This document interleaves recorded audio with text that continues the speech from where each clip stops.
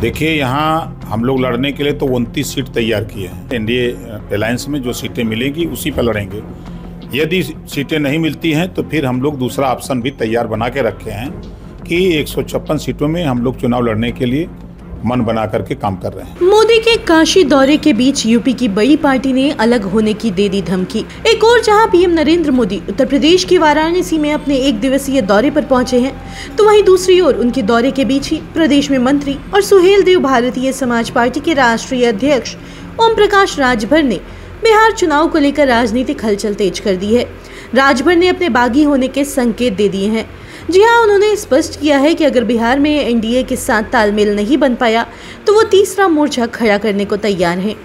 दरअसल ओम प्रकाश राजभर ने शुक्रवार को पार्टी के मुख्यालय में पत्रकारों से बातचीत के दौरान कहा कि उनकी प्राथमिकता एनडीए गठबंधन के साथ मिलकर आने वाले चुनाव को लड़ने की है। हालांकि राजभर ने यह भी साफ किया कि अगर किसी कारण से खासकर बिहार के कुछ नेताओं के दबाव में गठबंधन संभव नहीं हो पाता तो उनकी पार्टी स्वतंत्र रूप से चुनाव लड़ने के लिए पूरी तरह तैयार है। उन्होंने कहा कि दूसरे ऑप्शन पर विचार वे कर रहे हैं और हर परिस्थिति के लिए वे तैयार हैं।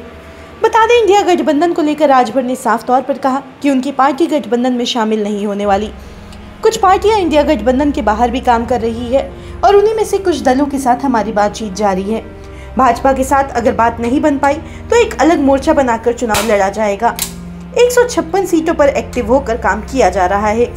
बताते चले, राजभर ने बताया कि लोकसभा चुनाव के दौरान भी भाजपा के शीर्ष नेताओं से उनकी बातचीत हुई थी और उन्होंने एक सीट की मांग की थी, लेकिन उस समय उन्हें आश्वासन दिया गया कि पार्टी के नेताओं को बोर्ड और निगमों में जगह दी जाएगी, परंतु अब तक ऐसा कोई कदम नहीं उठाया गया है। उन्होंने दावा किया कि बिहार में 56 ऐसी विधानसभा सीटें हैं जहां सुबह सपा की मजबूत पकड़ है, इसलिए उन्हें तवज्जो मिलनी चाहिए।